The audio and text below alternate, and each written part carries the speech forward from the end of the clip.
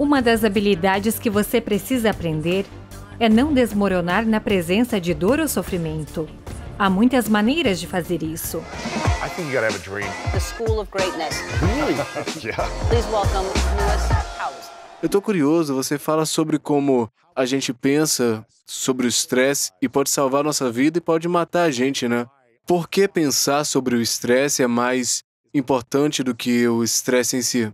Sim, então eu tento evitar a linguagem de que, se você pensar no estresse de maneira errada, isso o matará. Em parte, porque na verdade me arrependi de ter ensinado, falado e escrito muito sobre como o próprio estresse pode matar você.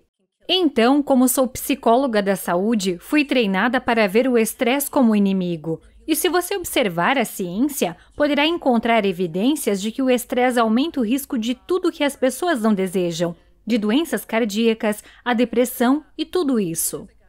Mas há quase 10 anos, me deparei com este estudo que me fez realmente repensar o estresse. E foi um estudo que acompanhou cerca de 30 mil adultos por quase uma década nos Estados Unidos. E no início do estudo, eles perguntaram primeiro às pessoas: o quão estressante é a sua vida? E também, você acredita que o seu estresse é prejudicial? Você acredita que o estresse faz mal à saúde? Então eles o seguiram para descobrir se é verdade que o estresse mata. E o que eles descobriram é que para o subconjunto de pessoas que tiveram uma vida muito estressante e que acreditavam fortemente que seu estresse era prejudicial, elas tiveram um risco de 43% maior de morrer por qualquer causa na próxima década. Mas as pessoas que tiveram as vidas mais estressantes e não acreditavam firmemente que o estresse era ruim para elas, eram as que tinham maior probabilidade de estar vivas no final da década.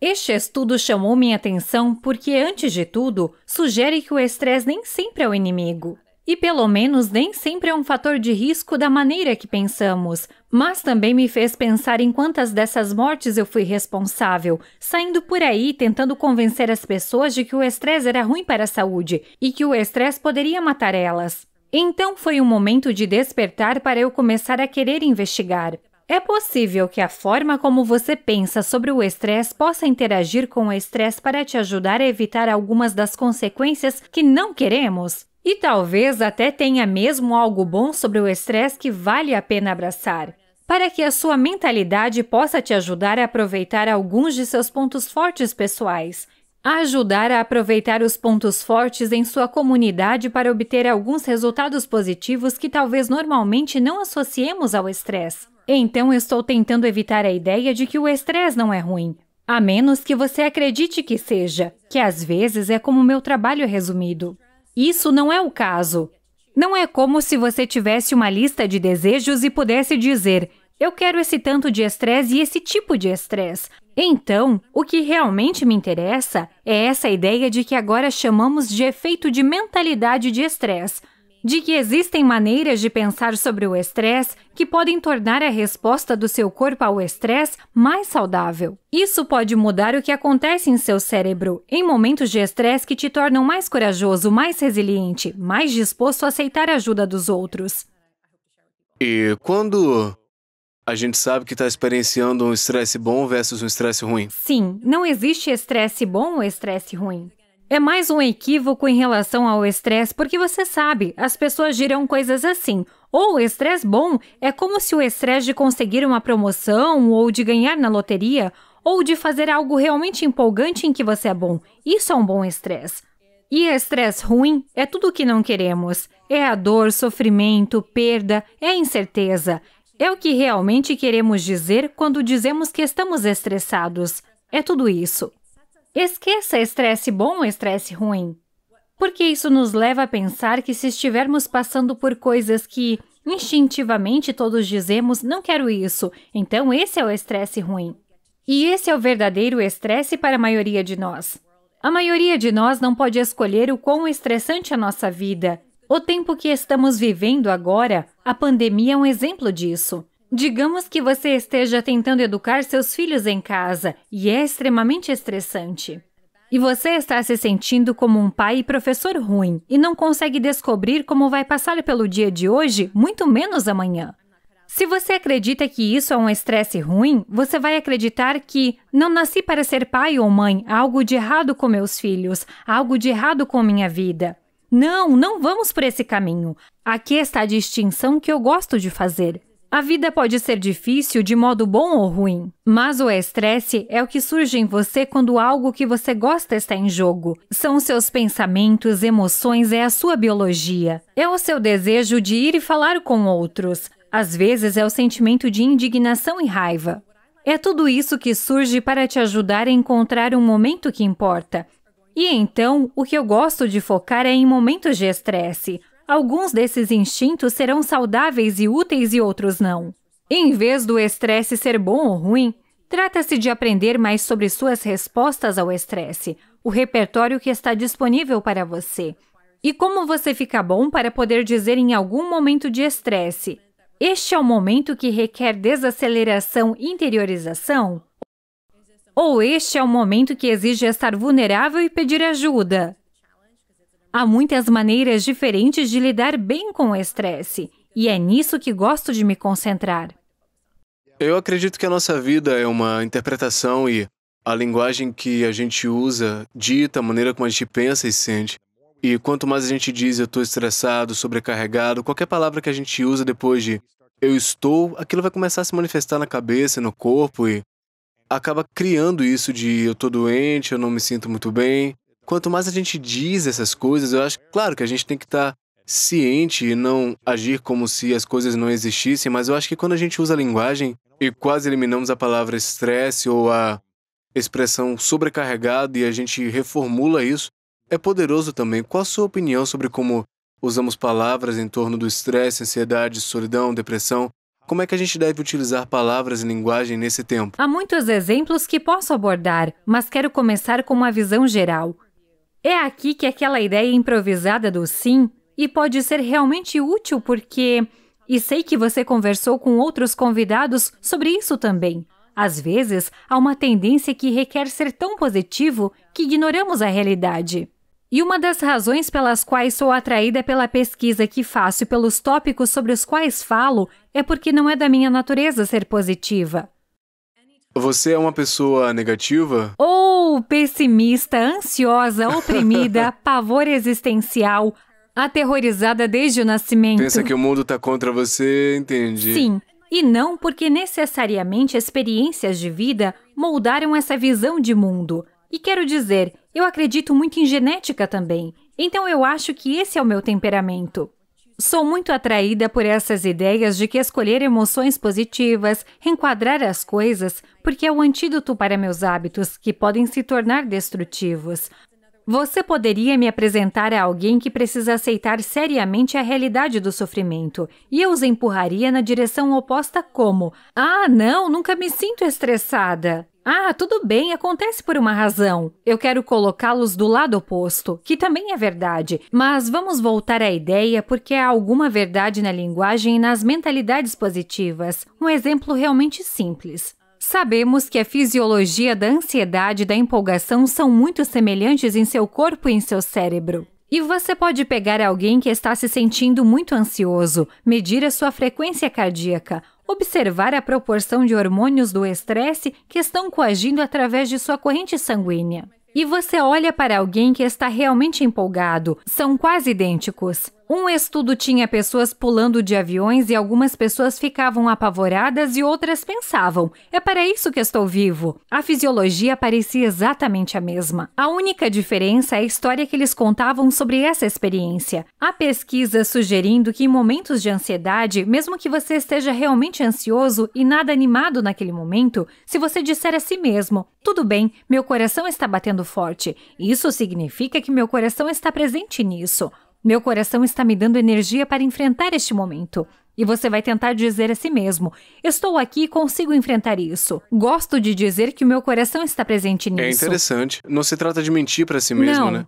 Ou fingir até conseguir, tipo, ok, meu corpo está se preparando para isso, eu posso sentir Sim. meu corpo nesse momento, então vamos lá, né? E o que sabemos é que assim que as pessoas fazem isso começa sutilmente a mudar sua fisiologia de uma forma que, na verdade, é um pouco mais saudável do que uma resposta de luta ou fuga. Mais a favor do que contra, né? Relaxe, sim, é sim. Você obtém mais energia, tem menos inflamação em seu corpo. Você está começando a se mover em direção a um estado de estresse que realmente está apenas te ajudando a ter energia e coragem e aproveitar o momento.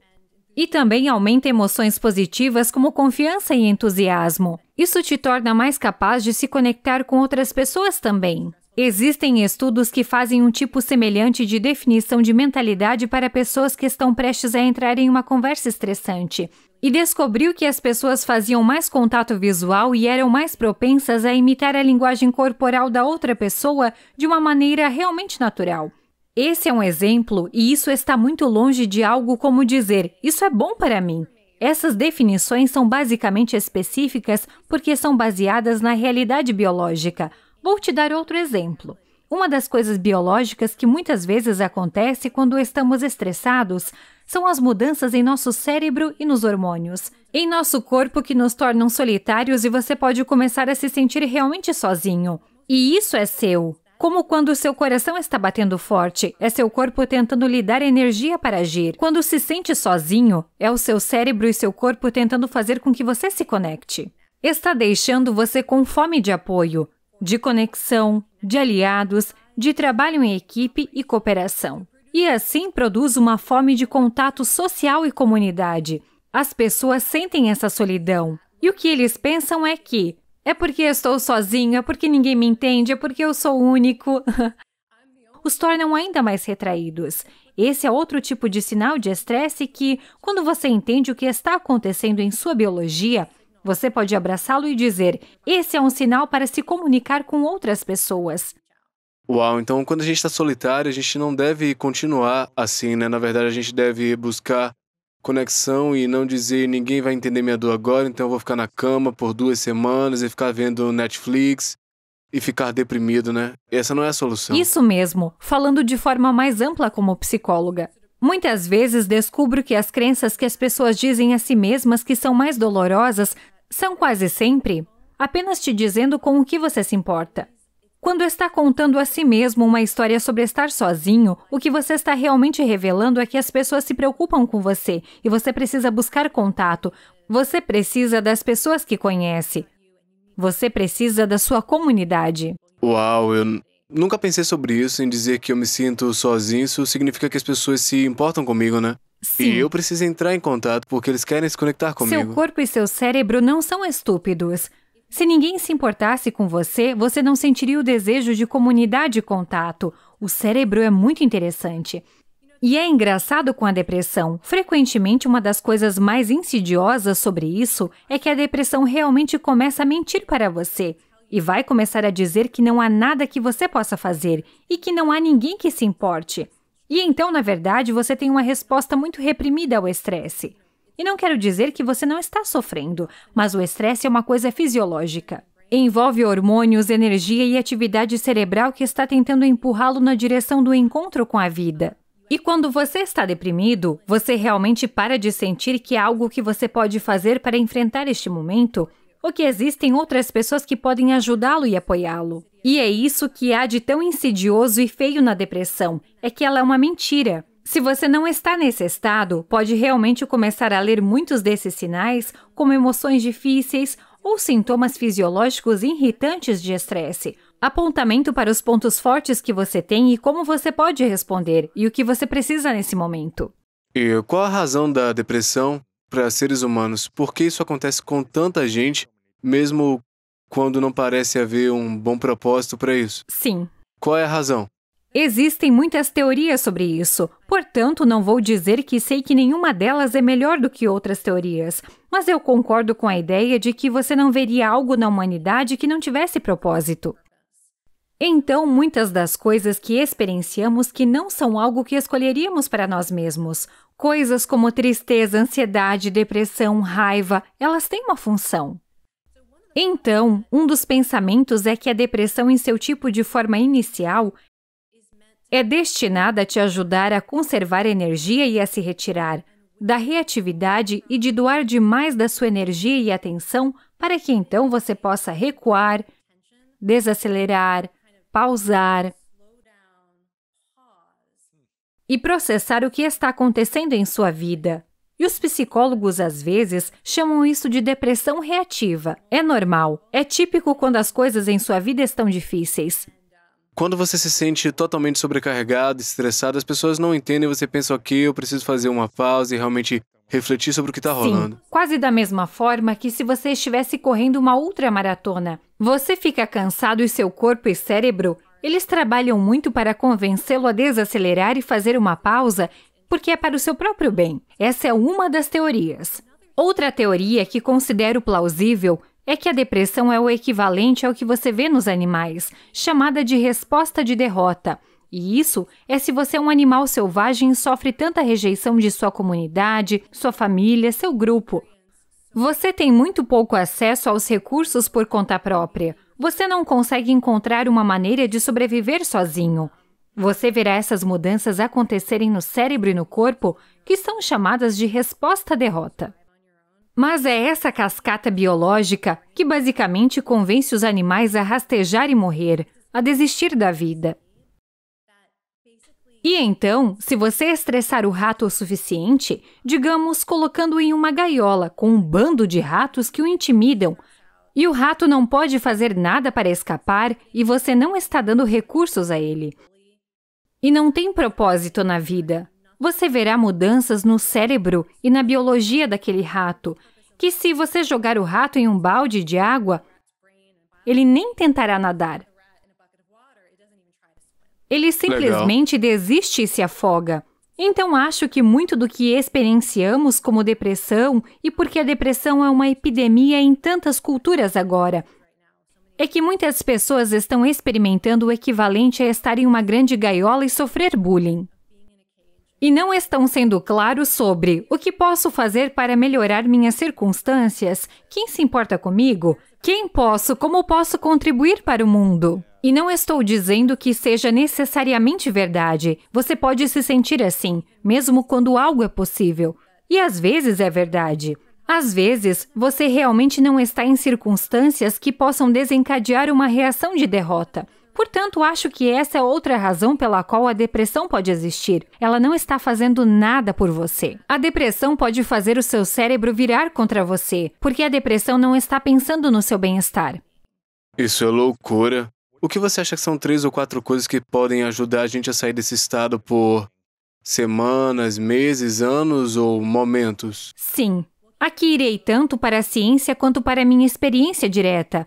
Um dos meus maiores interesses na vida é ajudar as pessoas que se encontram em circunstâncias que não teriam escolhido para si mesmas. E o luto é uma das maiores delas.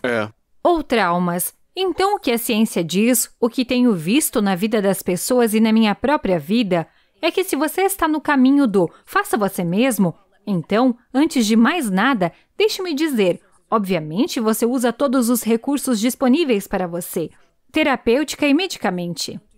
Esse não é o meu papel, eu prescrevo remédios, eu não faço terapia. Não estou no mundo compartilhando isso com as pessoas, mas obviamente, tudo desde antidepressivos a novos tratamentos, como estimulação cerebral profunda e estimulação magnética do cérebro, terapia de grupo, terapia 1 a 1, todas essas coisas. Obviamente, usem isso. E eu acredito no poder de todos os tratamentos baseados em evidências, mas eu não sei como fazer isso, então não estou por aí compartilhando isso. Então, se você está em um caminho de apoio do tipo, faça você mesmo, além de outras coisas, exercício é o número 1. E eu sei como isso soa para alguém que está deprimido. Eu sei porque já estive em um estado onde era tão difícil me mover que eu teria socado alguém que me dissesse para me exercitar. Se eu tivesse força para socar alguém. Eu entendo como pode estar em um estado físico de depressão ou luto, onde cada célula do seu sistema motor está dizendo, não se mova, tornando impossível até mesmo colocar um pé na frente do outro. Dito isso, não há mais nada que você possa fazer que mude de forma mais dramática e profunda a química do seu cérebro imediatamente e ao longo prazo para aliviar a depressão. E quer estejamos falando sobre a química do cérebro que ativa a adrenalina e a dopamina que apenas fornece um pouco de energia. Mesmo se você estiver deprimido, isso tende a aparecer imediatamente ou com o tempo. À medida que o seu cérebro aprende como se beneficiar do exercício, você começará a ter uma enorme alegria do exercício que lhe dará altos níveis de endocannabinoides, dopamina e endorfinas que simplesmente transformam sua perspectiva no dia em que você se exercita. Semanas depois, você vê mudanças na estrutura do cérebro que só podem ser comparadas com as que você vê nos tratamentos neurológicos mais avançados para a depressão. Sério? Sim, o exercício realmente muda seu sistema de recompensa, a estrutura e a função de seu sistema de recompensa de maneiras que podem te ajudar a se recuperar da depressão ou do vício. O que pode causar estragos na capacidade do cérebro de sentir alegria, antecipar o prazer e permanecer motivado. Depressão, luto e vício. Todos eles têm um efeito muito semelhante na capacidade do cérebro de experimentar motivação positiva e ter alegria na vida cotidiana. E o exercício é a única coisa que eu posso dizer que é a única coisa que você pode escolher fazer que tem esse tipo de impacto em seu cérebro a longo prazo. Uau! Esse é o número 1. Eu poderia continuar mais. Eu quero mais alguns aqui, hein? Ok, número 2. Isso vai soar super brega, mas acredito que é encontrar uma maneira de servir aos outros. A pesquisa realmente apoia isso também. Mas falamos sobre como a depressão é possivelmente uma resposta de derrota em que você teve experiências na vida que o levaram a acreditar falsamente que não tem valor, ou que ninguém se preocupa com você, ou que não há nada que você possa fazer para fazer a diferença em sua vida ou no mundo. E a maneira mais rápida de obter evidências contraditórias é se voluntariar a ajudar alguém. Houve algumas vezes em minha vida em que eu estava tendo dificuldades, onde me reconectei, não apenas com doar dinheiro quando posso, mas para aparecer em algum lugar e ajudar as pessoas. Primeiro foi quando eu estava na pós-graduação e eu estava trabalhando em uma cozinha de alimentos e preparando comida e servindo. E então, mais tarde, comecei a trabalhar como conselheira de adoções para organizações de resgate de animais, onde eu realmente adotava animais que, de outra forma, poderiam ficar desabrigados ou até sacrificados.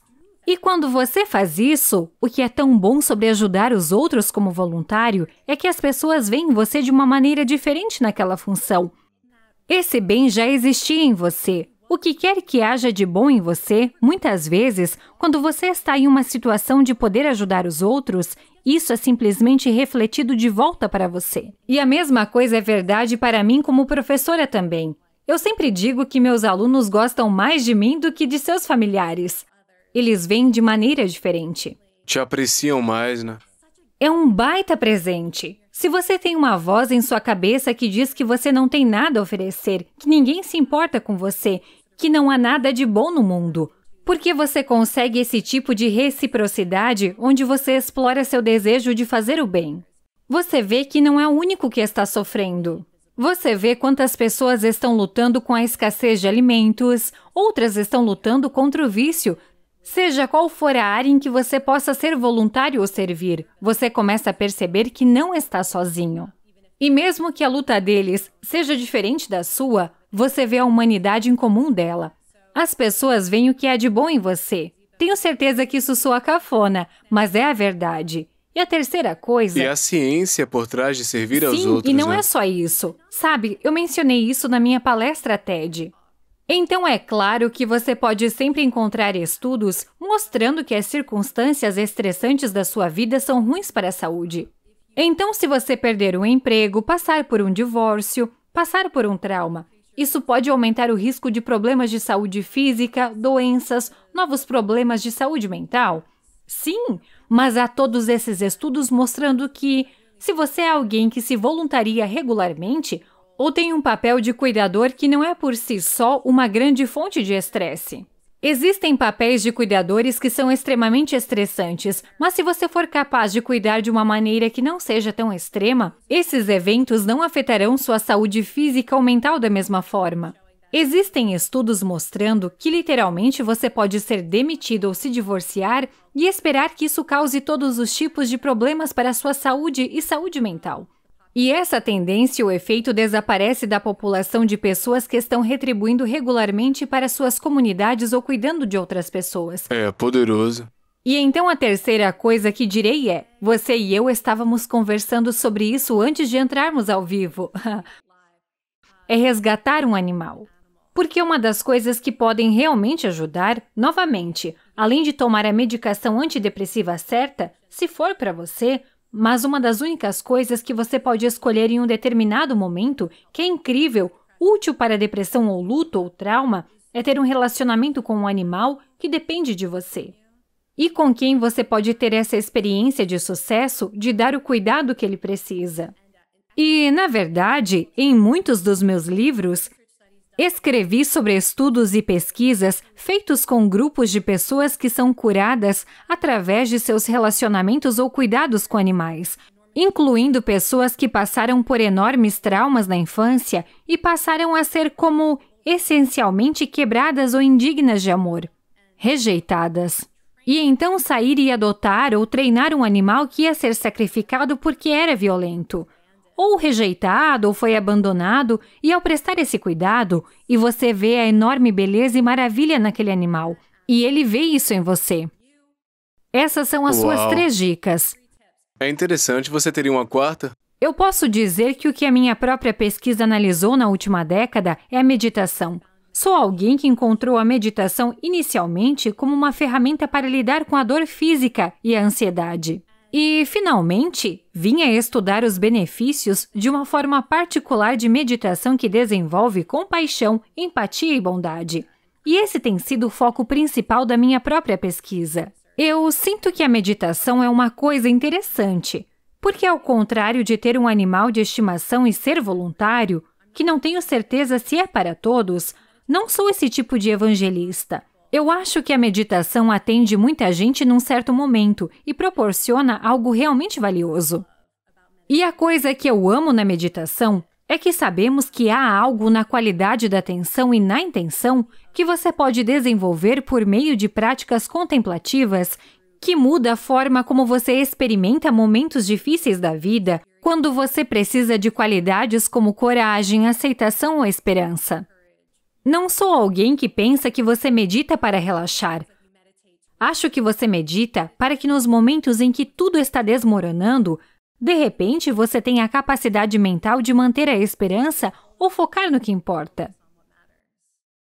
É interessante você dizer isso porque quando eu medito, eu tenho uma prática de 12 a 15 minutos, que na verdade aprendi quando eu fui lá para a Índia para poder estudar e me tornar um professor, na verdade.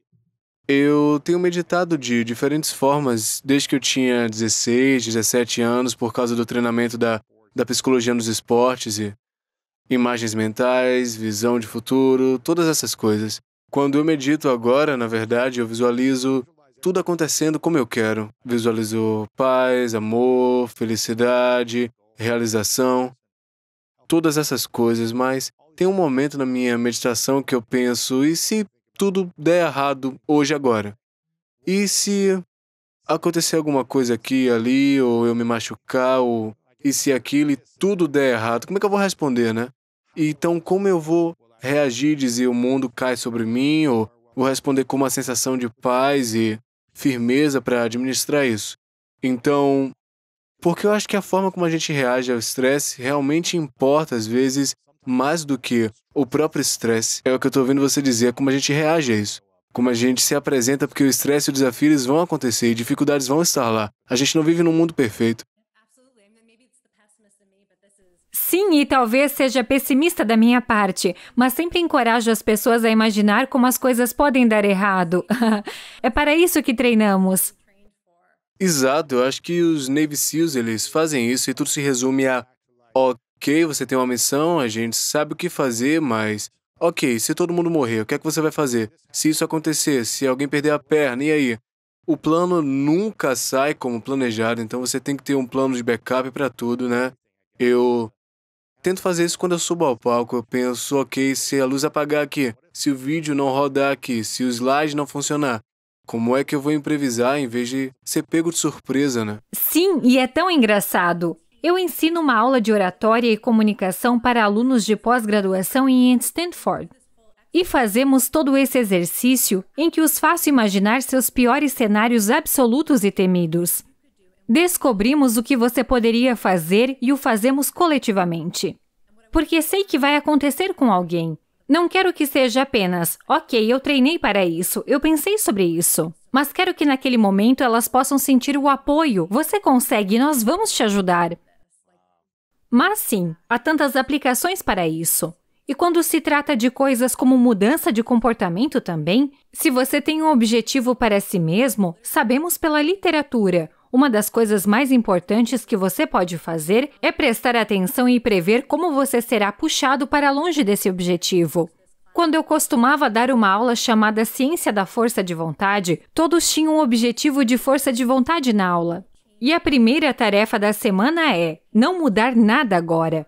Eu quero que você preste atenção em como você não está fazendo o que você diz que é seu objetivo. O que você diz para si mesmo, o que te distrai, o que te atrapalha. Em vez disso, para o que você dedica seu tempo. Eu quero que você obtenha esses dados e comece a planejá-los, em vez de dizer, apenas tratar como um compromisso. Vou fazer isso e esperar que dê certo. Eu acho que é tudo sobre ter esse plano de jogo. O plano B, né? Quando as coisas não vão do jeito que você quer.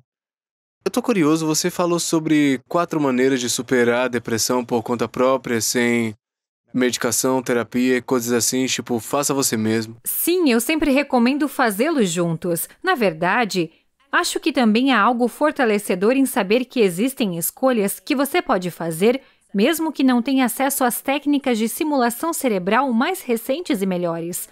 Caminhar na natureza tem o mesmo efeito em seu cérebro como simulação cerebral profunda. Isso é incrivelmente poderoso. Mas eu não digo faça você mesmo e beba chá de ervas em vez de buscar tratamento para o câncer. Claro. Interessante. Porque eu estava entrevistando a doutora Laurie Santos, que é uma pesquisadora de Yale, e eu perguntei a ela quais são as 4 maneiras científicas de você se tornar mais feliz. E ela falou exercício, gratidão, serviço, meditação. E eu pensei, são os dados, serve pra não vencer somos a gênios, depressão, né? são apenas os dados. E eu digo, então você está fazendo todas essas coisas bregas que as pessoas estão desenvolvendo por décadas e agora são apoiadas pela ciência. Gratidão, exercício são coisas de estudantes de Yale e Stanford agora. Deixe-me dizer algo sobre gratidão, porque tenho crenças muito específicas sobre como tornar isso eficaz. A gratidão também é algo que trabalhei, e aqui está a maneira mais eficaz de usar a gratidão para o seu próprio bem-estar. Deve focar na interdependência humana, não em coisas ou circunstâncias. No final do dia, um dos exercícios que faço com frequência é pensar nas pessoas que desempenharam um papel de apoio naquele dia, conhecidas ou desconhecidas por mim. Então, um pacote foi entregue esta manhã, então imagino... Eu não vi quem o entregou, mas sei que alguém viu.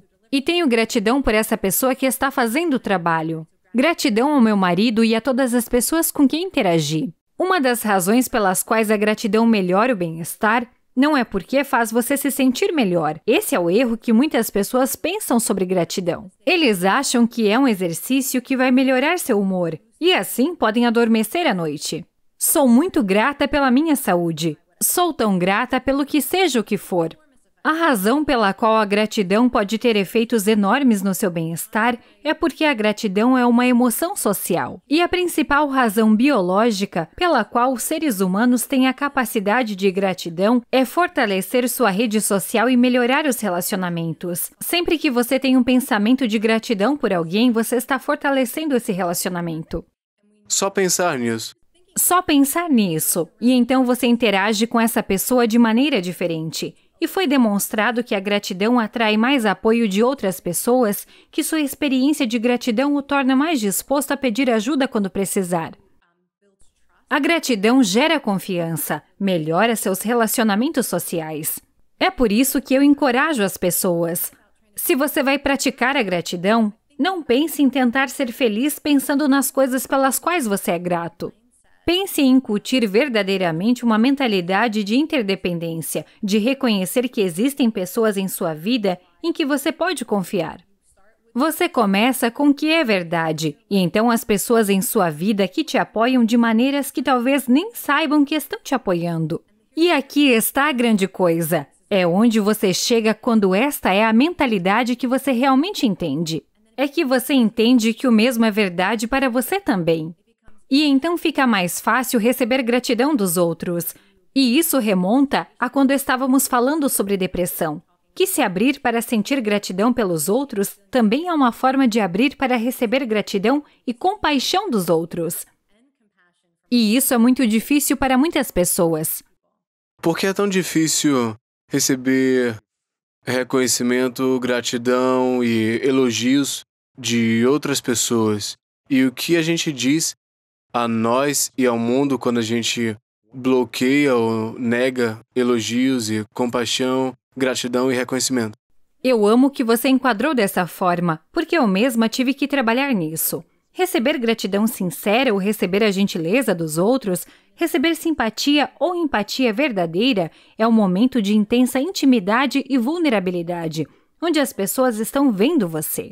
E às vezes, o que é realmente vulnerável nisso é que eles estão vendo que você se importa e que você tentou. Eles estão vendo que você sofre. Eles estão vendo que você é fraco ou que é humano, que sente dor. E é uma intimidade incrivelmente intensificada, e é por isso que é tão difícil para muitas pessoas. Não se trata necessariamente de humildade ou de não querer ser um fardo para os outros. Às vezes isso faz parte, mas você se fecha porque aquele momento é tão cru. De ser visto, seja para o seu bem, para a sua vulnerabilidade, seja para o seu sofrimento. Então, essa é uma das razões pelas quais é tão difícil para as pessoas. É porque normalmente não andamos por aí crus.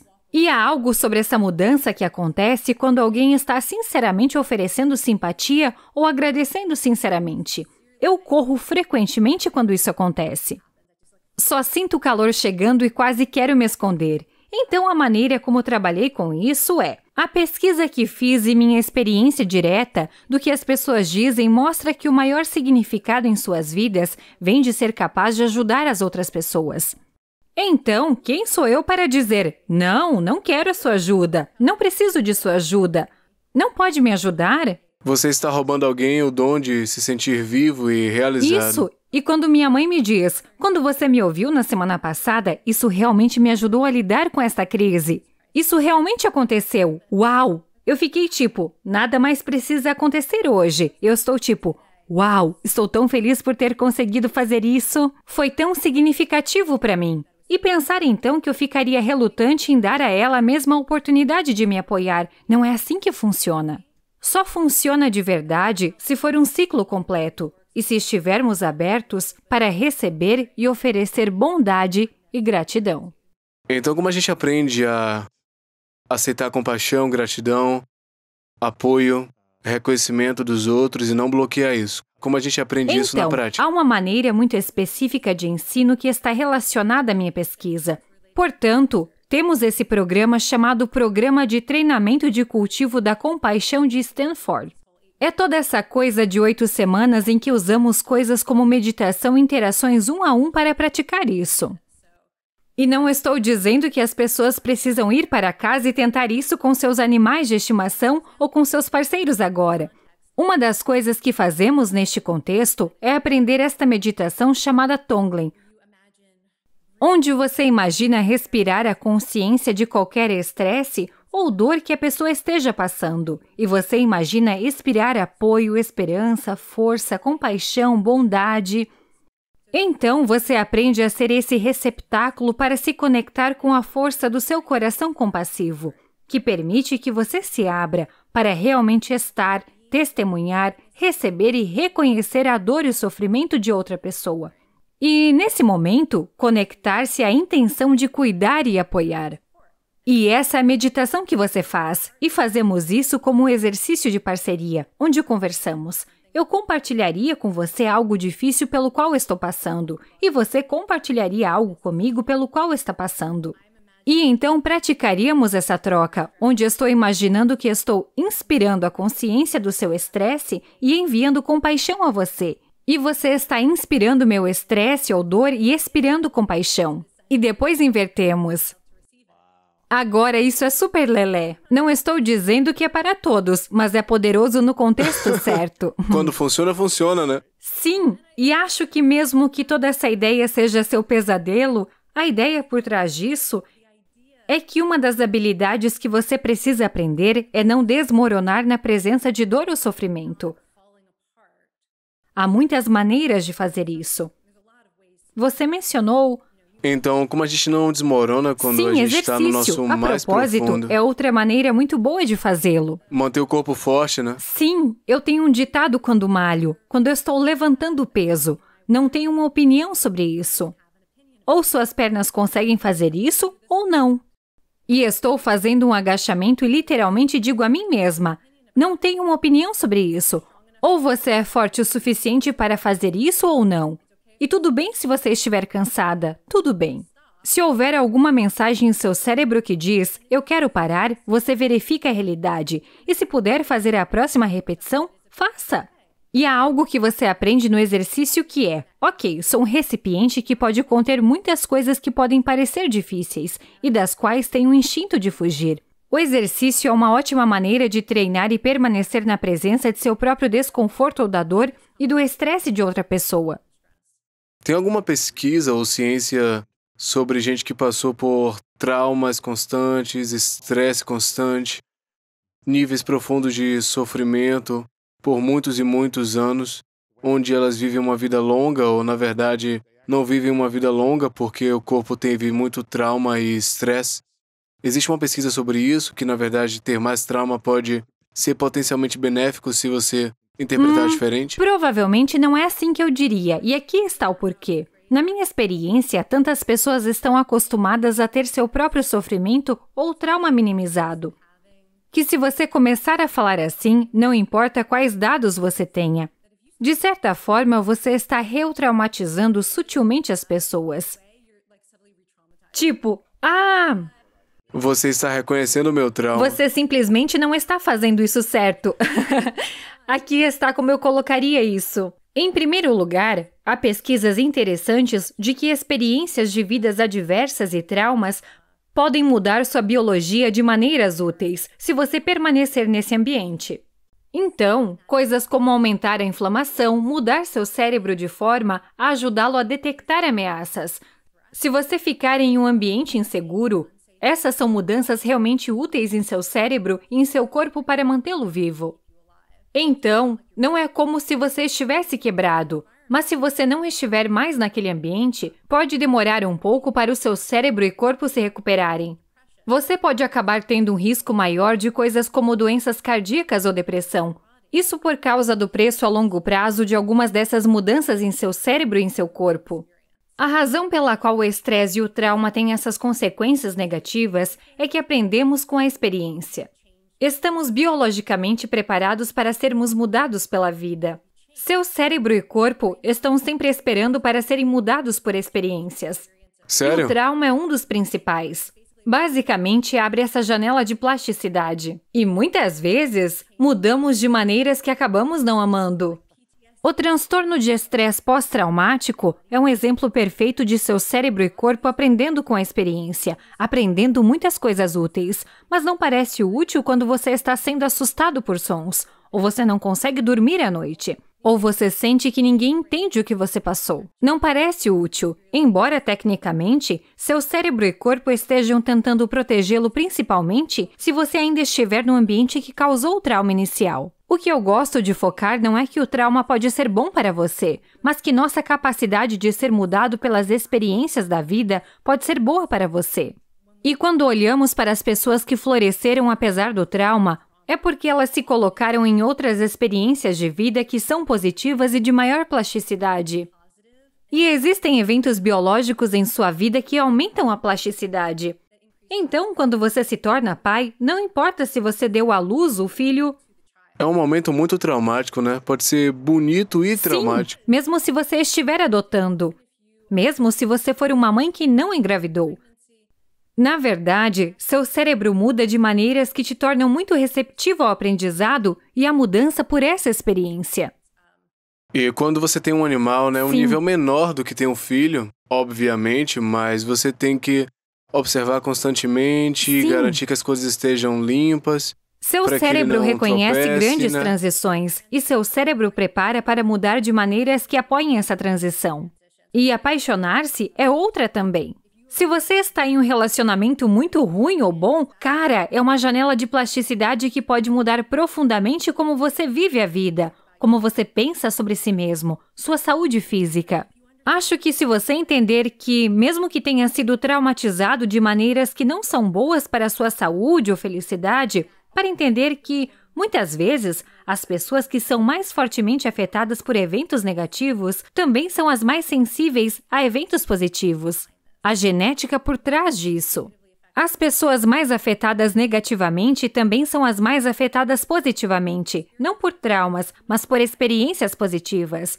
Isso significa que você pode começar a encontrar uma maneira de seguir em frente. Você procura aquelas experiências de vida que têm significado para você. Você procura uma maneira de tornar isso um ponto de virada e uma transição para reativar toda essa capacidade de mudança. E quando eu estava escrevendo meu livro sobre estresse, conversei com um pesquisador que estudou o impacto de eventos traumáticos e adversos da vida em todos os tipos de resultados, e ele geralmente fala sobre isso ser uma curva. E parei de falar sobre isso porque sinto que as pessoas pensam que você precisa do número certo de eventos traumáticos para ser feliz e resiliente.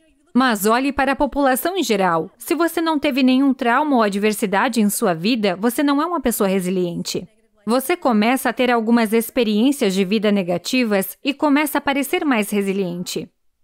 Se alguém o estressa, se você entra em um conflito ou experiencia um fracasso, é mais provável que você continue a prosperar, a aprender com isso, a perseverar.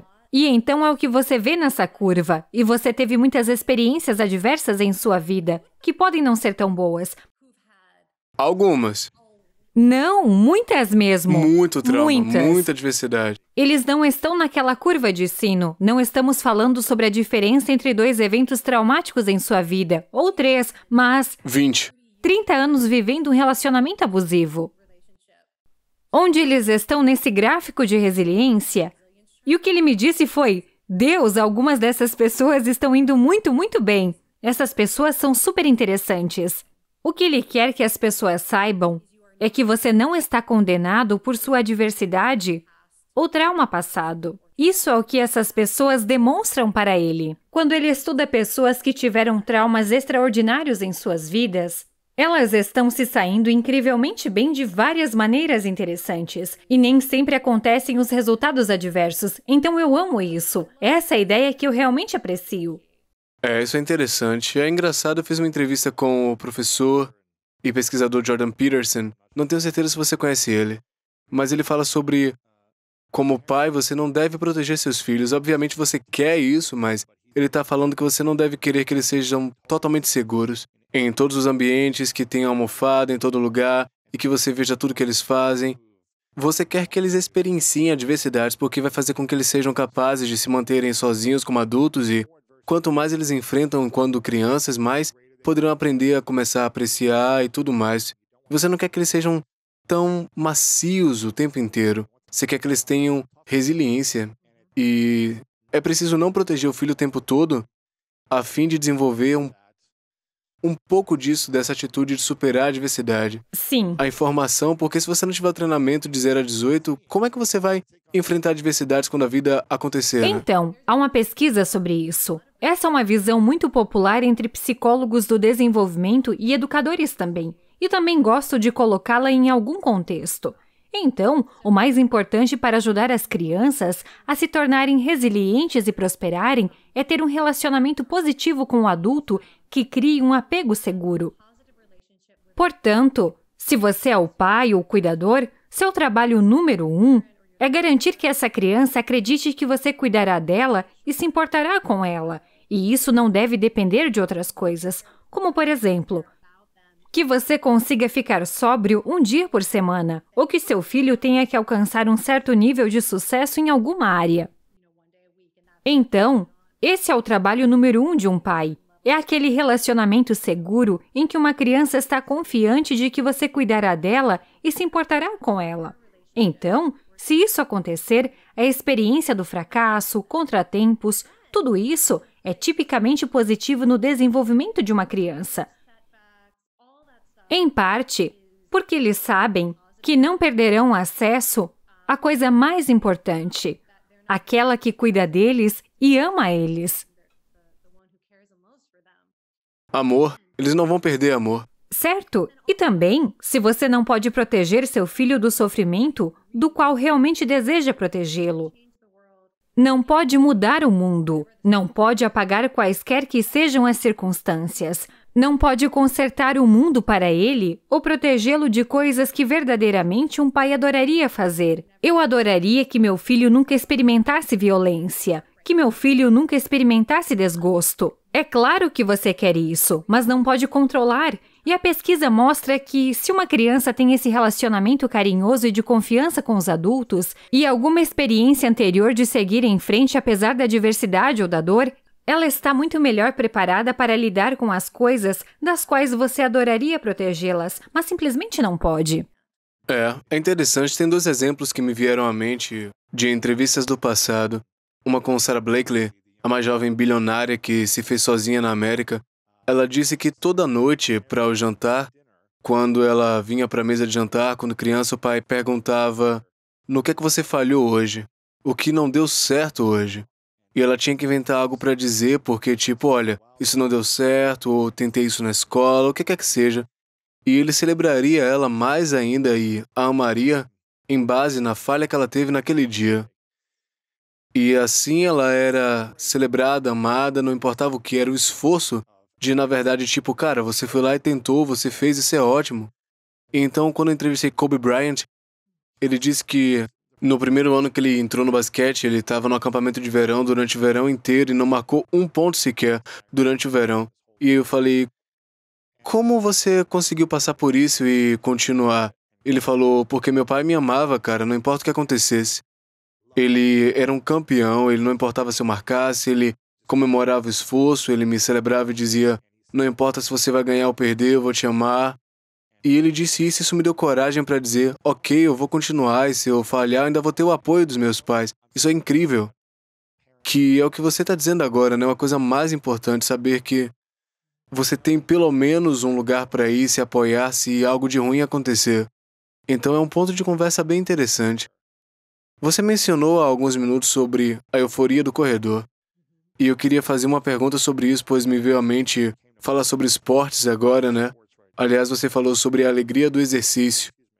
Mas o que eu sempre ouvi as pessoas dizerem euforia de corredor, você pode explicar cientificamente o que é essa euforia do corredor, do exercício e o que ela faz com o corpo?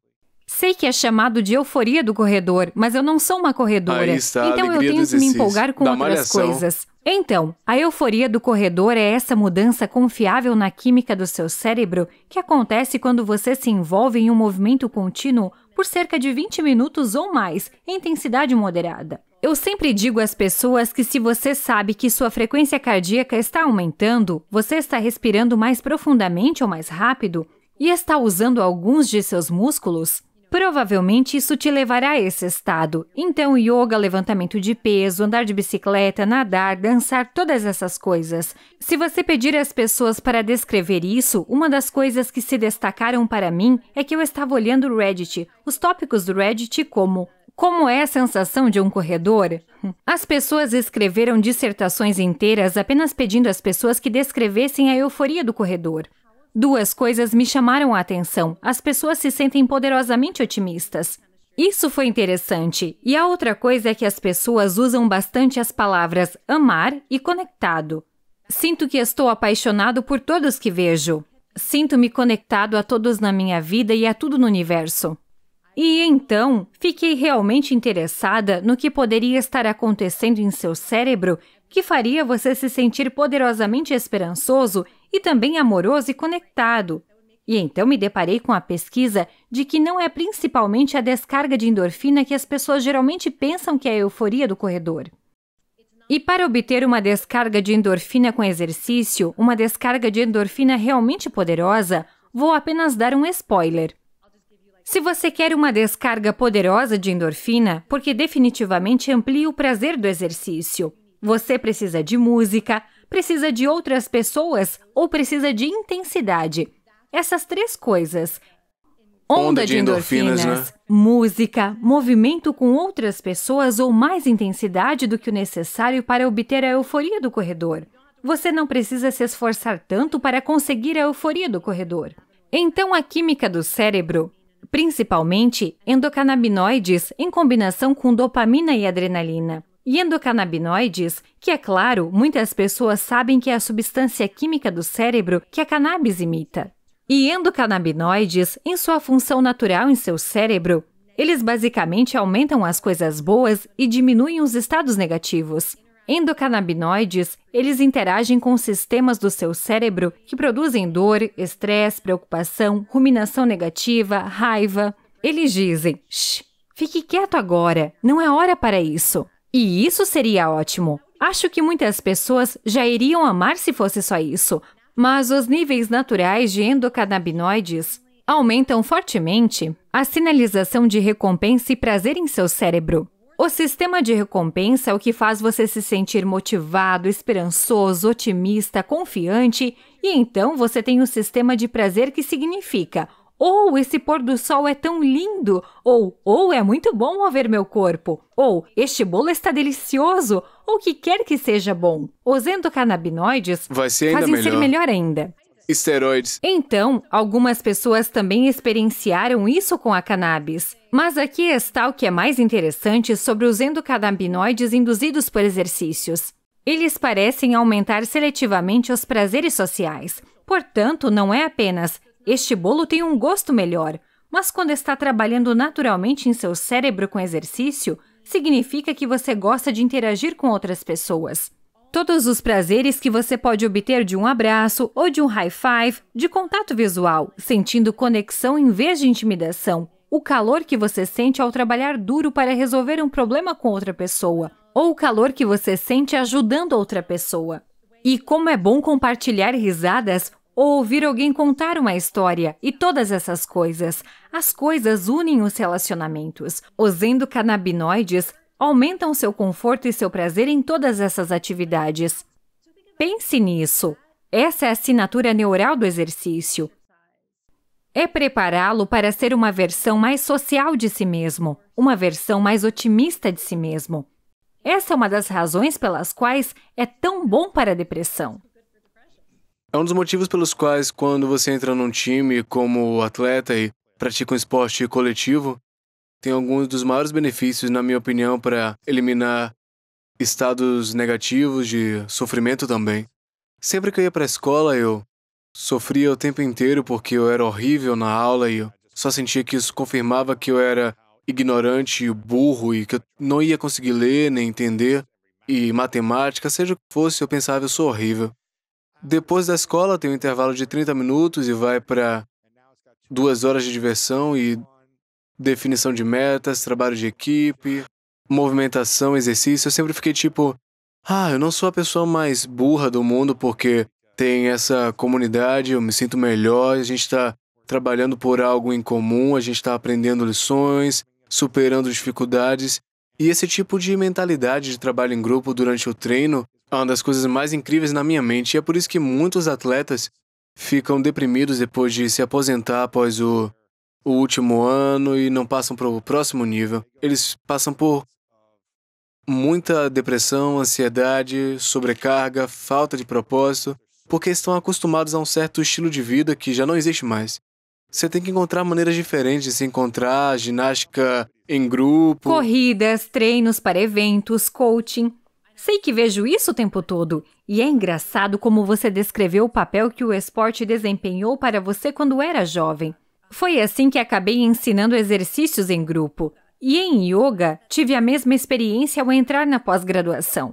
No meu primeiro ano como estudante de pós-graduação, tive alguns grandes contratempos, cometi alguns erros, pensei em desistir, me senti um fracasso total, inadequada, não pertenço a este lugar, mas comecei a dar aulas de yoga e dança através do programa de aeróbica. As 2 horas por semana em que tinha essa experiência positiva com outras pessoas acabaram se tornando uma espécie de reserva de bem-estar suficiente para me manter seguindo em algo que era importante.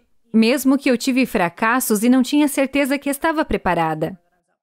Você também falou numa entrevista com Sean Stephenson que o exercício torna seu cérebro mais sensível ao prazer, que você estava aludindo lá que quanto mais a gente se exercita, mais a gente é estimulado pelo prazer. Sim, e na verdade muda a estrutura do seu cérebro. Isso é algo que remonta ao motivo pelo qual o exercício é tão bom para a depressão. E é engraçado, porque contrasta com muitas outras coisas a que recorremos quando queremos nos sentir melhor. Então, e novamente, quando compartilho a ciência, sempre me preocupo que pareça um julgamento, mas uma das coisas em que tenho trabalhado bastante é o vício. E uma das coisas que me deixa tão chateada sobre por que o vício é devastador é porque muitas das substâncias que inicialmente trazem alívio ou recompensa às pessoas, seja álcool ou qualquer outra substância que inicialmente realmente está dando uma recompensa e aliviando o sofrimento interior, então se volta contra você e começa a destruir a capacidade do seu cérebro de experimentar recompensa ou alívio de qualquer coisa que não seja essa substância. Vemos isso na estrutura do cérebro. Seu cérebro literalmente se torna indiferente a qualquer coisa que não seja aquilo em que você desenvolveu um vício. É simplesmente cruel, e o exercício parece uma das únicas coisas que nos fazem sentir bem a curto prazo, que ensina o cérebro a se tornar mais responsivo a todo outro tipo de recompensa na vida. E considerando que muitas das coisas nas quais nos viciamos de forma negativa, na verdade, minam sua capacidade de alegria. E você também pode se viciar em exercícios. E esse tipo de dependência positiva em que elas percebem que, na verdade, mantém seu cérebro em um estado que suporta sua capacidade. Os torna mais felizes, né? Isso Pode haver mesmo. alguns extremistas que treinam muito duro, com efeitos negativos no corpo, na mente, porque Acontece. estão malhando demais ou são muito viciados, têm dismorfia corporal, o que quer que seja, né? Então isso é um problema, mas todos nós somos viciados em alguma coisa, né? Se você vai ser viciado em alguma coisa, é melhor ter hábitos mais saudáveis, né? E servir as outras pessoas, porque você está fazendo bem para si mesmo, para os outros, então exercícios são bons vícios. E eu sei, então eu fiquei viciada em exercícios quando era criança, porque descobri esse exercício e fazia aeróbica em casa com fitas VHS. Descobri que era uma das únicas coisas que realmente me ajudava a controlar minha própria ansiedade interior quando criança. Há uma vulnerabilidade genética em minha família em relação ao vício. E tenho certeza de que, se de alguma forma, por um milagre, não tivesse me viciado em exercícios naquela idade precoce, eu teria sido viciada em coisas destrutivas. Então, sim, se você vai escolher algo para se viciar, exercício. Exercício e serviço são os Sim, o melhores resgatar vícios, animais. Embora isso possa ser... Né? Isso pode ser, né, também. Limpar 70 Sim. cocôs de gatos. Isso é interessante, o que leva a gente para o próximo tópico, que é expertise, que é o autocontrole e força de vontade. Quando a gente sabe que o exercício, esses hábitos e rotinas que são positivos fazem a gente bem, mas é muito difícil a gente se motivar e ser consistente nisso. Ou é difícil resistir às distrações, a vícios, açúcar, doces, álcool. Como é que a gente desenvolve força de vontade? Quanta força de vontade a gente tem que ter antes de desmoronar? Tem um limite? Sim, então eu defino força de vontade como a capacidade de fazer escolhas consistentes com seus objetivos e valores mais importantes, mesmo quando uma parte de você não quer. Então, quando alguma parte de você tem um outro desejo, objetivo, seja o que for, então... Quando temos uma visão Exatamente. importante com a qual a gente se preocupa, mas se a gente não tem uma visão importante apoiada numa base sólida de significado, a gente sempre vai estar quebrando a força de vontade, não é Sim, isso? e então não é uma força de vontade. Não sou alguém que diz que força de vontade é definida por você nunca, e depois preenche qualquer comportamento que você julga. Não vou nem preencher porque não quero ir para este lado. Muitas pessoas definem a força de vontade como não faça isso, não faça aquilo, sempre faça isso, sempre faça aquilo. É como se houvesse uma tábua de pedra em algum lugar que dissesse os mandamentos de ser um bom ser humano. E é isso. Isso que é força de vontade. Você nunca deve comer glúten. Não! Força de vontade é estar no controle de suas escolhas que refletem com quem e com o que você se importa. E parte da força de vontade é que você precisa esclarecer seus valores e objetivos, os papéis e relacionamentos que importam. Não considero força de vontade se você for capaz de suprimir todos os desejos, ou for capaz de se forçar a fazer coisas que realmente não quer fazer, porque acha que deveria. Isso é algo completamente diferente. Uma vez que você esteja claro sobre o que lhe importa, então você pode jogar com todos esses tipos de truques e ferramentas psicológicas para te apoiar, como diminuir seus padrões. Digamos que você queira mudar o que come de uma certa maneira que você acredita que o tornará mais saudável ou que te dará mais energia. E você tem alguns dados e algumas ideias, e é muito difícil. Você não precisa mudar tudo amanhã. Você faz uma escolha hoje que é consistente com a sua visão geral. E é incrível a espiral ascendente que você pode criar quando esse é o padrão que você define para si mesmo, que procura oportunidades para fazer qualquer escolha que seja consistente com o seu objetivo ou valor. E então, você começa a experimentar os benefícios disso. A recompensa real. Você sente um sentimento de orgulho ou gratidão por si mesmo. Isso muda a forma como as outras pessoas veem você e começa a criar situações e ambientes que apoiam seus objetivos. Então, isso é uma coisa que você pode fazer. E quero dizer, há muito por trás dessa ideia de design de hábitos. Você pode fazer com que seu ambiente suporte seu objetivo. Então, você pode parar de pensar nisso em termos de tenho que ter controle o tempo todo. Isso é planejar com antecedência para o pior. Imagine que você estará mais cansado do que nunca. Você teve um dia muito difícil.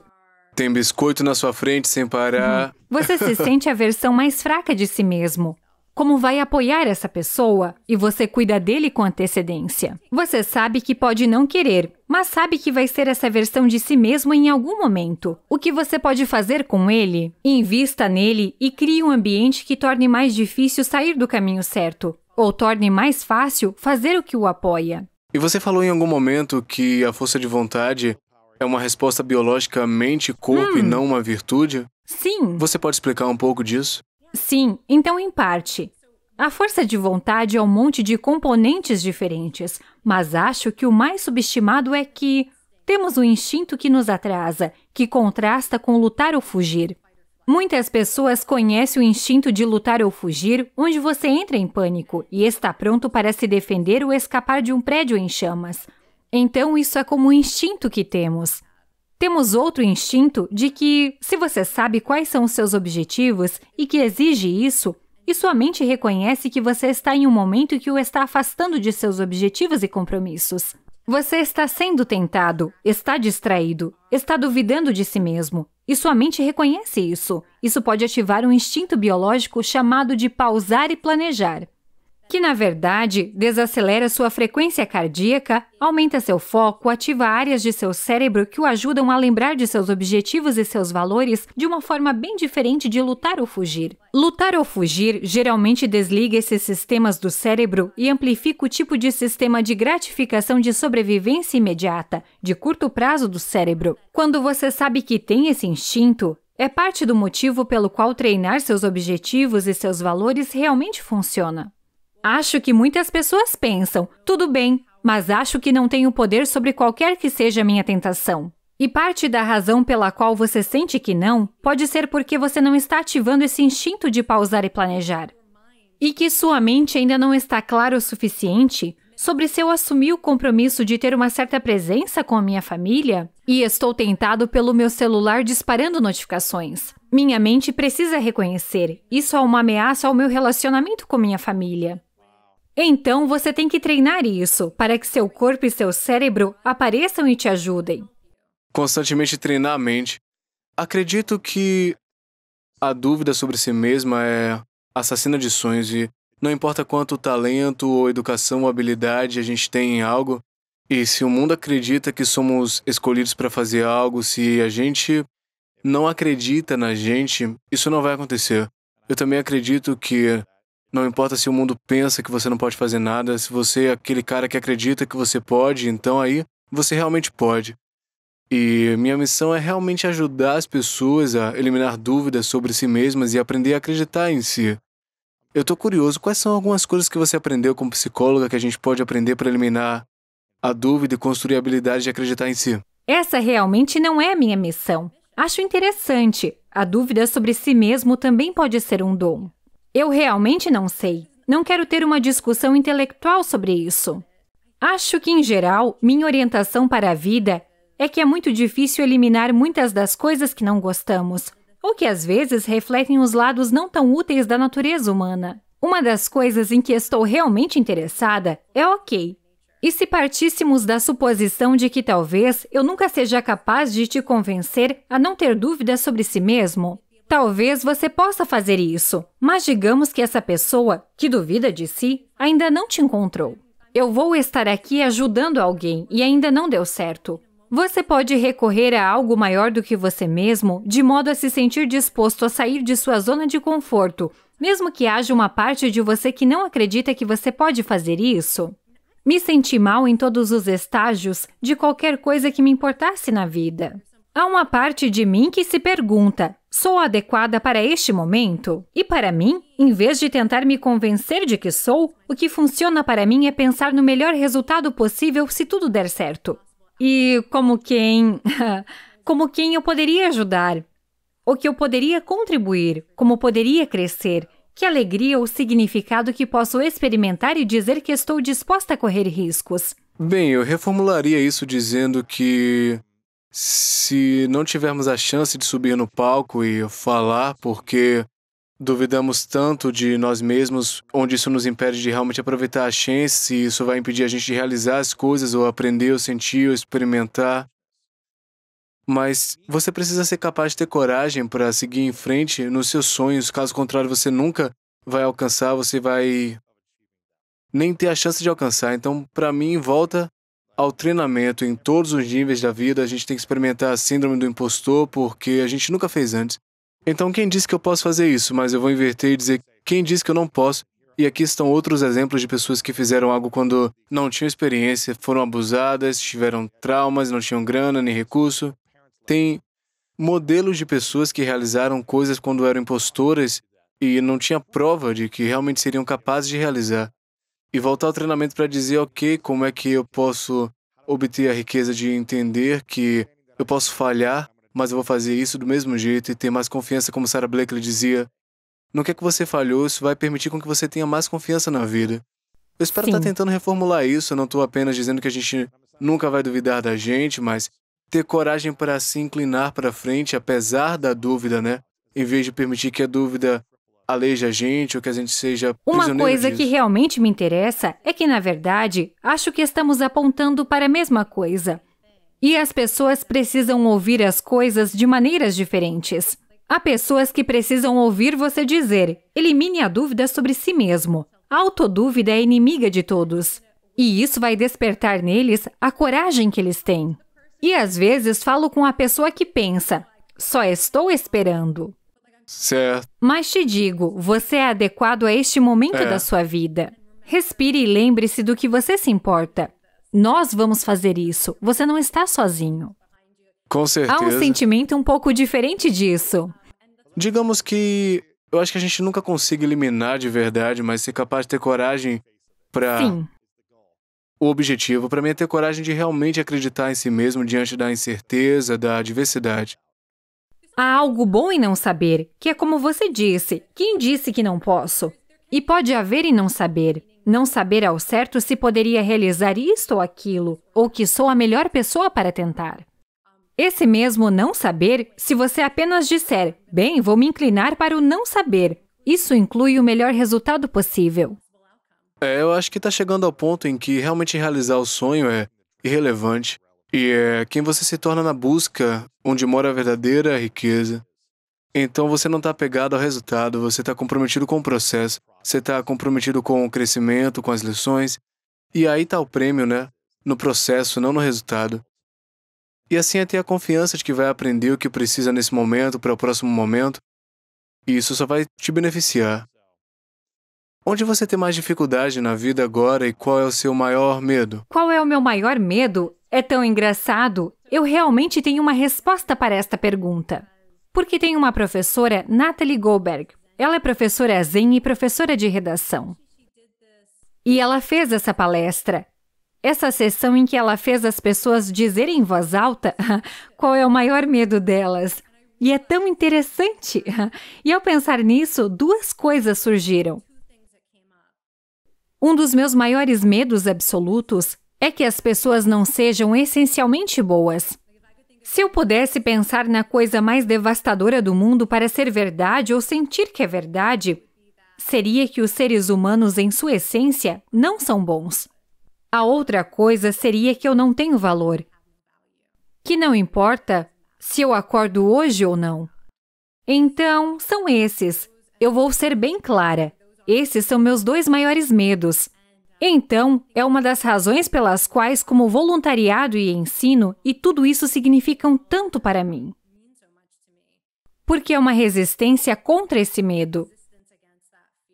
Ah, eu disse que um gato iria aparecer eventualmente. Tô vendo ele, tô vendo. Acho que ela sabia, porque eu estava tocando em meus medos mais profundos. Uau, tava tipo, tô certo, chegando pra eu vou te apoiar ajudar.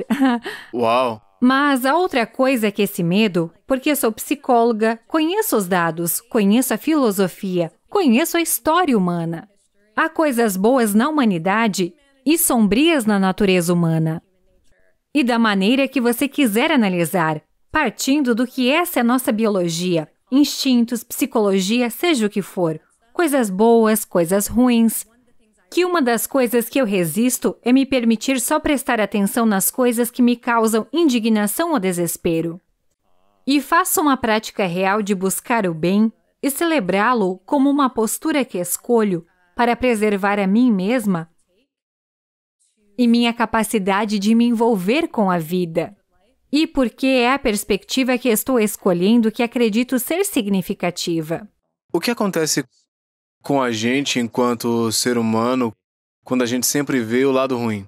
Eu entendo psicologicamente que existe uma proteção em nossa psique e na nossa psicologia de ver os pontos de medo e estar ciente das coisas ruins para poder se proteger das coisas, né? Mas o que isso faz com a gente, especialmente durante os últimos 6 meses, é como se algo estivesse ruim em todos os lugares, algo está ruim na sociedade, com o Covid, o que quer que seja. Como isso afeta quando tudo que a gente vê é ruim, a gente nunca diz, bem, onde é que pode estar o lado bom disso? Sim. Essa é uma daquelas mentalidades que realmente importam. Então, começamos falando sobre a mentalidade do estresse. E sobre como você pensa sobre o estresse pode ter um impacto muito grande na sua saúde e no seu bem-estar. Uma das outras mentalidades que tem um grande impacto em qualquer coisa interessante que você queira medir são as crenças benevolentes. Crenças benevolentes? Eu sei, é estranho. Estou pensando se alguém quiser fazer uma pesquisa no Google Acadêmico. Claro, claro. Essa é uma pesquisa interessante. Bem, aqui está o termo da pesquisa que você precisa. São crenças benevolentes. Mas aqui está o significado. Basicamente, ser capaz de ver o bem na natureza humana. Então eu poderia te perguntar, você concorda que pode confiar em mais pessoas do que não pode confiar? Essa seria uma pergunta benevolente. Se você tem mais crenças benevolentes sobre o mundo, você vive mais. Sério? Você tem relacionamentos melhores, em todos os contextos, exceto em algum contexto em que não é tão útil. Como se você vivesse em uma sociedade altamente corrupta onde... Na verdade, é engraçado. Essa é a primeira vez que falo dessa pesquisa.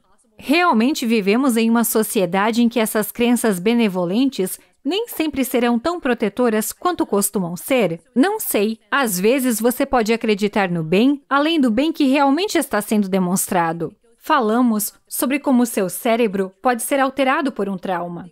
Quando as coisas estão mais difíceis e perigosas, na verdade, é melhor ser preciso do que excessivamente otimista ou confiante. No entanto, na maioria dos contextos, ser capaz de ver o bem que existe em você, em sua comunidade, nos outros, dá a você a capacidade de fazer o que importa em sua própria vida com menos desespero. Isso permite que você receba suporte onde estiver disponível. Você se torna mais disposto a aceitar ajuda. É confiável. Muitas pessoas agora, desta vez, pelo menos em nosso país, nos Estados Unidos, neste momento muitas pessoas tiveram que pedir ajuda que não estão acostumadas a contar com ajuda. E é muito difícil receber ajuda se você tem uma história na cabeça sobre como pode não confiar na maioria das pessoas e como a maioria das pessoas é má. Há várias maneiras de escolher ver principalmente o negativo, que pode ser verdadeiro e real. Mas isso pode minar sua capacidade de fazer o que é mais importante em sua própria vida, em sua família, em sua comunidade. Então, você pode dizer que não sou uma pessoa super poliana. Eu realmente acredito em manter os opostos. Então, ter discernimento, né? Discernimento, Dizer, sim. ok, deixa eu ter discernimento nesse momento e ver se eu fico bem com isso. Então você tem que deixar seu coração ser partido pelas coisas que são erradas e difíceis no mundo. Você tem que deixar. Isso é uma força. E o que também é uma força é olhar imediatamente ao seu redor em busca de evidências de que isso não é tudo que existe no mundo. Às vezes, você escolhe ser isso. Se você não consegue encontrar o bem, você escolhe ser ele. É interessante, então, ter crenças benevolentes, na maioria das vezes, exceto quando você precisa discernir, se certificar de equilibrar as coisas. Você diz que a pesquisa prova que você vive mais saudável e mais feliz quando você tem esse tipo de crença, né? Você fala com cientistas. Sabe que não gostamos de usar a palavra provar. Ok, a pesquisa é consistente, né? Com a ideia de que... E, novamente, é porque não é por causa da magia. É porque muda quem você é e como interage com o mundo. E a confiança é um bom exemplo de algo que muitas vezes é recíproco. E também é uma pesquisa interessante de que as pessoas que geralmente desconfiam de outras pessoas são os piores em realmente discernir pessoas que são manipuladoras, mentindo ou exploradoras. Porque acham que todo mundo está mentindo. Exatamente. Então você não sabe realmente quais são os sinais reais.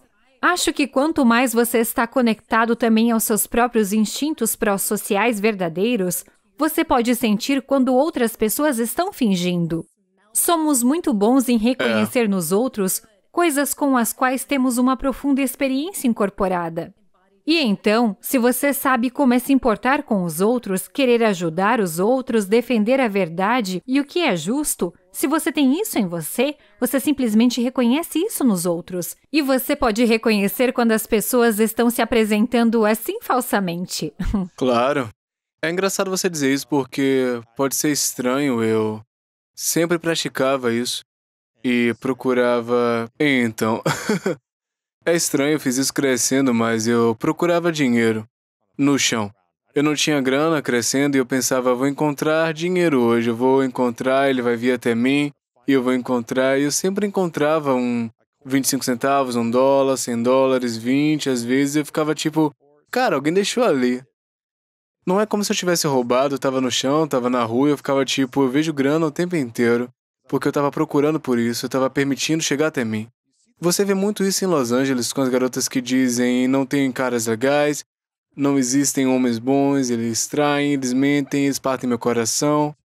E quanto mais elas dizem isso, mais acreditam nisso, elas vão ter isso. E é que se você acredita na bondade, se você, olha, eu tive experiências ruins, eu vou escolher acreditar que existem grandes homens ou mulheres por aí. Então, com sorte, você pode começar a ver isso e atrair isso. Sim, e na verdade é tão engraçado. Uma das minhas professoras Zen, ela escreveu um livro. Estou tentando pensar no nome. Era algo como Não é a pessoa que você está procurando. Esqueci o título do livro. Mas é basicamente essa ideia de que não apenas você deve acreditar que está lá fora e procurá-lo, mas o que quer que seja que você está procurando, quanto mais você treina em si mesmo, novamente, não é mágico. É que outras pessoas reconhecem isso em você. Então, o mundo te ajuda a encontrar isso. Um amigo meu que é treinador de amor para mulheres, quando eu entrevistei ele, eu pensei, e aí? Qual que é o truque para encontrar um bom parceiro?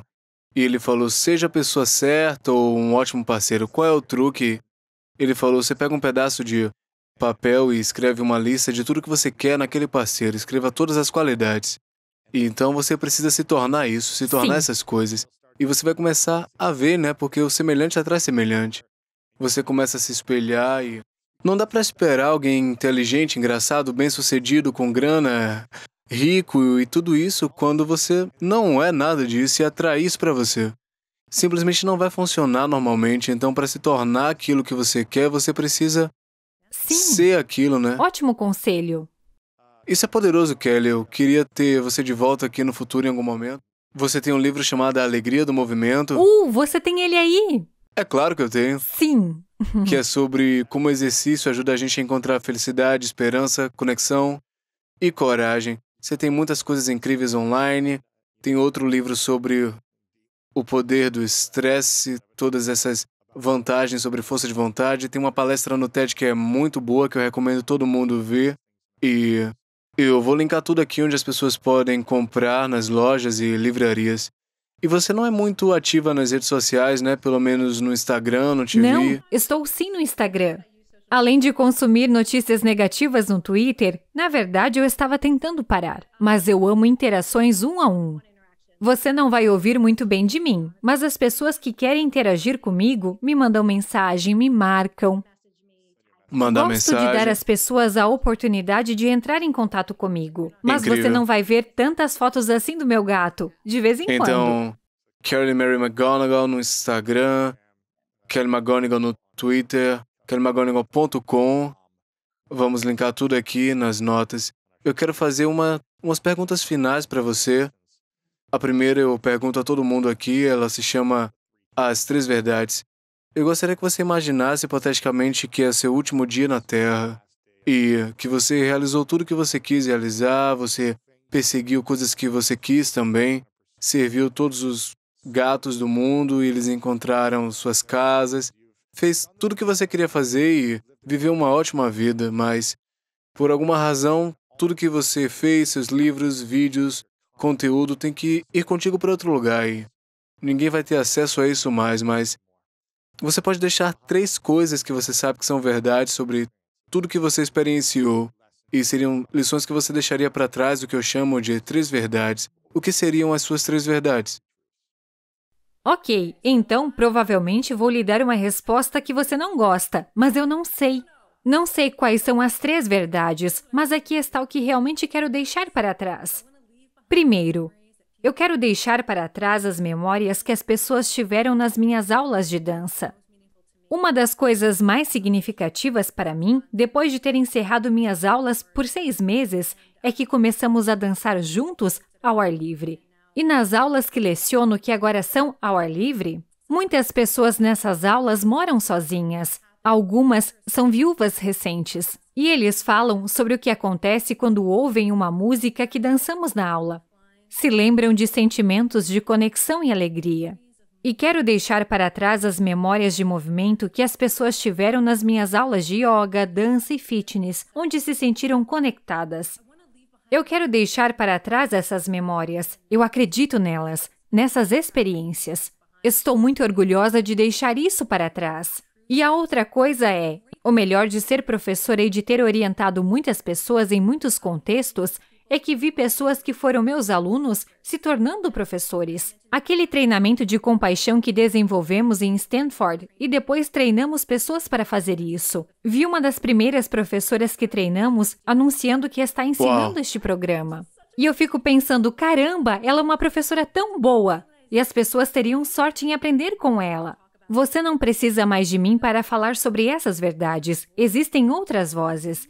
E essas verdades vão surgir em novos corpos, rostos e vozes. E vão atender o momento das pessoas que precisam ouvi-las agora. E assim, quando estou saindo, as pessoas não precisam mais ouvir isso de mim. E eu realmente confio nisso porque essas coisas são verdadeiras. Quer se trate de coisas como o valor de conhecer sua humanidade comum ou inclinar-se para a interdependência. Claro que sim. O que eu tirei disso, se eu fosse ouvir 3 verdades disso, eu diria que o movimento traz algo maior do que você. Então mova o seu corpo, porque isso vai te conectar a uma comunidade, vai te deixar mais feliz. Eu acho que foi isso que eu ouvi. A número 2 é que Pode mandar. Quando você aprende em sua vida e desenvolve habilidades, repasse essas habilidades para que não precisem mais de você. Sim, eu gosto disso. Então, eu se você endosso tivesse isso. uma terceira verdade, o que você diria? Adote um animal. Pronto. Simples. Tá tudo dentro de você. Alguém disse adote um animal recentemente. Eu não lembro quem foi. Bem, é uma verdade. Espero que esteja passando por muitos veículos. Isso é ótimo. Sempre voltando, né? Eu sinto que eu preciso de um gato. E se o gato aparecer, eu vou entrar no site Best Friends. Sim, Bestfriends.org. Começar a procurar gatos para poder adotar aqui em Los Angeles. Eu quero muito ter um gato. Eu tenho um cachorro, é o cachorro da minha namorada, dela, mas eu quero ter um gato para mim que possa ser nosso gato Se você também. quer ser amado incondicionalmente, arranje um cachorro. Se você quer aprender a amar, arranje um gato. É uma coisa diferente. Caramba, é. Se você encontrar o gato certo, vai ter um monte de Eu sei. amor A incondicional coisa também. é que você tem que merecer. Você tem que merecer um relacionamento com um gato, e um gato vai deixar você saber o que você ganhou. E os cachorros, Eles amam você, eles vão né? amar você. E às vezes é disso que você precisa. Às vezes é tipo, não vamos ganhar nada. Mas os gatos é um relacionamento especial. Eu sei. Eu sinto que você pode ser um ser humano mais viajante com um gato. Sim. É uma escolha de estilo de vida também. Você pode ter o amor de um gato e sair por 2 dias e não ter que se preocupar em embarcar ele, ter alguém para cuidar dele. Então, adote animais. Essa é uma ótima terceira verdade e eu gosto disso. Antes de fazer a pergunta final, Kelly, eu quero te agradecer pelo lindo presente que você é para o mundo. Eu realmente vejo a incrível sabedoria, a alma que você tem, o coração que você tem para poder ensinar, educar e ajudar a gente. E a quantidade de pesquisa que você fez durante décadas para fornecer ferramentas simples e poderosas, sou muito grato por sua dedicação em encontrar a verdade, em encontrar respostas através de algo que é doloroso para muita gente, que é desafiador também. Então reconheço por você ter essa luz e mergulhar na pesquisa, na bagunça, para poder encontrar pepitas de ouro que a gente possa usar para poder ter uma vida melhor. Realmente, muito obrigado. E eu estava tentando praticar o que estávamos falando antes, para realmente receber e absorver. Não sei se você notou. Então, aqui vai uma pequena dica prática para as pessoas. Não sei se você percebeu. Eu engoli enquanto você dizia isso. O que significa quando você engole? Frequentemente, é esse surto parasimpático que acontece quando as pessoas estão comovidas ou começam a se sentir um pouco vulneráveis. Mas não necessariamente de um jeito ruim. E se você observar as pessoas dando palestras, entrevistas ou conversando e perceber que elas param e engolem, é um sinal muito interessante de que algo profundo está acontecendo. Que isso é algo significativo para eles ou eles estão sendo movidos. E como psicóloga, isso é uma das coisas que procuro. E eu senti isso em mim mesma. Uau! Eu estava sentindo aquele sentimento cru de estar recebendo. Isso é bom, tem que praticar isso. Sim. Minha pergunta final, Kelly, é qual a sua definição de grandeza? Eu sabia que você ia perguntar isso. E então eu pesquisei. O que é que tem no dicionário? A definição. Então aqui está o que é interessante, porque eu estava tipo, não sei. Vamos ver o que é definição real, porque tenho certeza que terei uma definição diferente. E fiquei surpresa que é essencialmente em comparação com outras pessoas. As definições primárias de grandeza no dicionário envolvem ser melhor ou superior a outras pessoas. E eu pensei que isso era muito interessante, porque realmente não é algo que me interessa. E eu estava pensando, vamos dar uma alternativa para isso. Porque se você acha que tem que ser superior aos outros para ser grande, e a grandeza é uma aspiração, cara, isso vai te levar a muito sofrimento. É. Então, eu estava pensando, voltando a esse conflito central em meu trabalho de reconhecer a complexidade da natureza humana. A natureza humana tem muitos instintos que são destrutivos e prejudiciais. E a natureza humana tem muitos instintos que são lindos e maravilhosos. Eu definiria a grandeza e o que eu pessoalmente aspiro é fazer as pazes com essa verdade e ser capaz de fazer escolhas que tragam em mim e nas outras pessoas o bem, os bons instintos. É por isso que estou me esforçando. E acho que essa é uma definição de grandeza que qualquer pessoa pode aspirar em si mesmos. Mais uma vez, voltamos à ideia. Você pode não eliminar todas essas coisas, mas pode escolher ser um grande ser humano. Amo isso, Kelly. Você é uma inspiração. Muito obrigado por tudo que você compartilhou. Obrigada pela conversa. Adote um gato. Esses problemas são memórias tatuadas no cérebro que estão associadas a certas pessoas e coisas em certos momentos e lugares. Então a pessoa acorda limpa e começa a pensar em seus problemas, no passado. Se você acredita que seus pensamentos têm algo a ver com seu destino, bem, é possível que o seu passado seja seu futuro.